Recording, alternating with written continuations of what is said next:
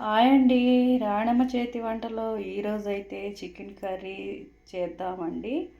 చికెన్లో దోసకాయ అయితే వేసి రెడీ చేస్తాను. ముందుగా అయితే వీడియోలోకి వెళ్ళిపోదాం, చూద్దాం రండి.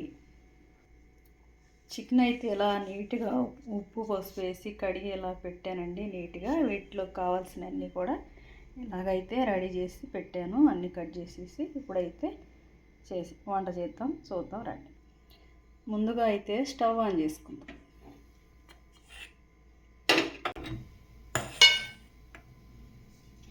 కళాయి అయితే పెట్టేసుకుందాం.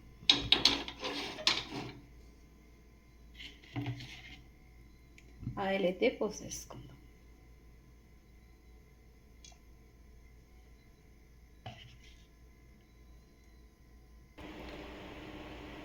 ఆయిల్ అయితే ఏడెక్కిందండి.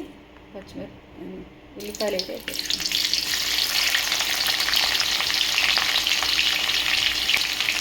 కొన్ని పచ్చిమిరపకాయలు వేసేసుకుందాం. కొద్దిగా కరివేపాకు వేసేసుకుందాం. అన్నీ వేసామండి. దోరగా వేగనిద్దాం.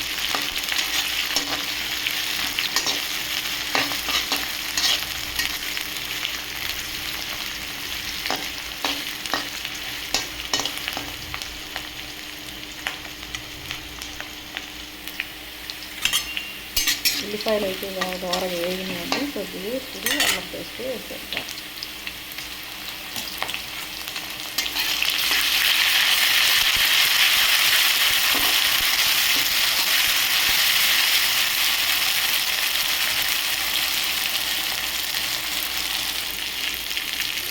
అల్లం పేస్ట్ అయితే వేగిందండి. ఇప్పుడు చికెన్ ముక్కలు ఇందులో వేసేస్తాం.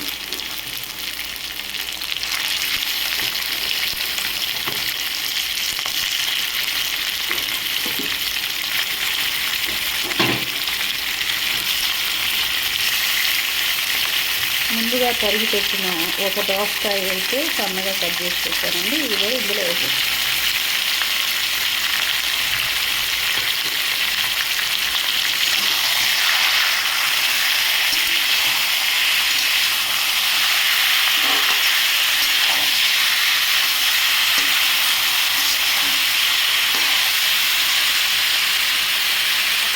కొంచెం సేపు మగ్గనిద్దాం. మూత అయితే పెట్టేస్తాం.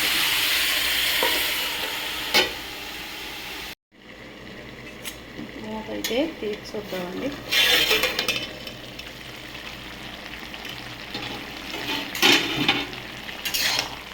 ఇదైతే మగ్గిందండి. దీనిలో పసుపు కాస్త వేసి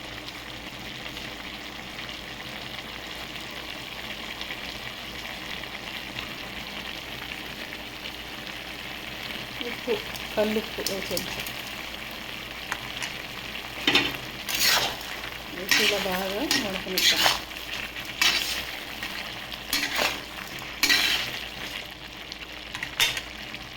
టమాటా ముక్కలు కూడా వేసాయి. పుదీనా వేసాయి. ఇప్పుడు బాగా సన్నగా సిమ్లో బాగా అయితే మగ్గనెట్టి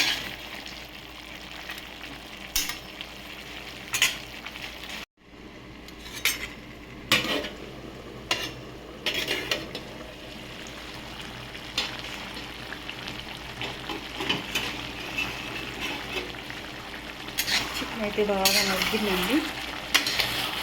ఇలా వాటర్ అంతా ఇంకిపోయేలాగా సన్న సిమ్లో బాగా మగ్గనిస్తే దోసకాయలు కూడా బాగా మెత్తగా విరిగిపోతాయి. దోసకాయ ముక్కలు కూడా ఇలా అయితే మగ్గిందండి. ఇప్పుడు దీనిలో కారం వేసేసుకుందాం.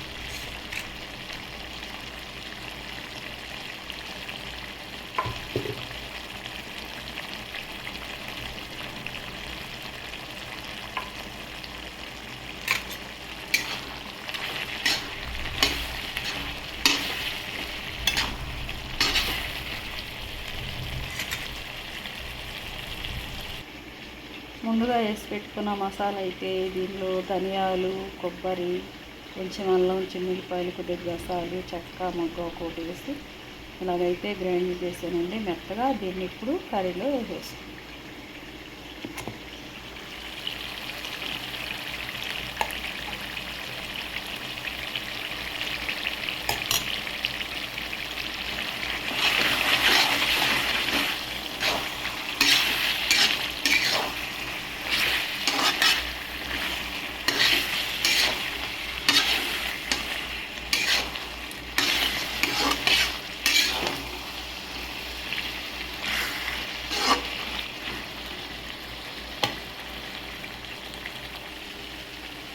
కొద్దిగా వాటర్ అయితే పోసేస్తున్నాం.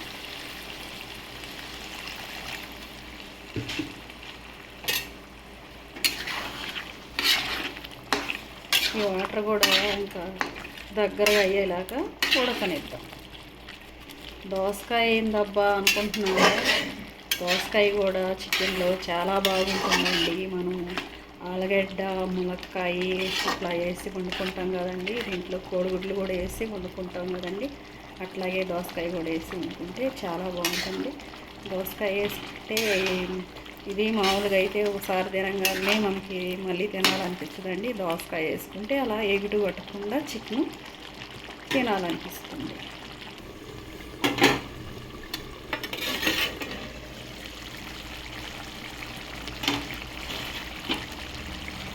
ఇలా అయితే దగ్గరగా ఉడుకుందండి. దీనిలో ఇప్పుడు కొత్తిమీర వేసేస్తుంది.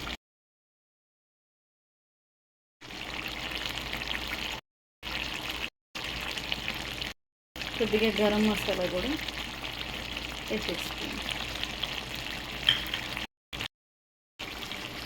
చికెన్ అయితే ఇలా ఉడికిందండి. కొత్తిమీర, గరం మసాలా కూడా వేసేస్తున్నాం కదండి. మొత్తం రెడీ అయిపోయింది.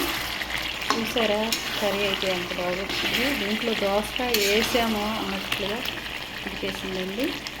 ఇది ఎంతో బాగుంది దోసకాయ కర్రీ. దోసకాయ చికెన్ అయితే రెడీ అయిపోయింది.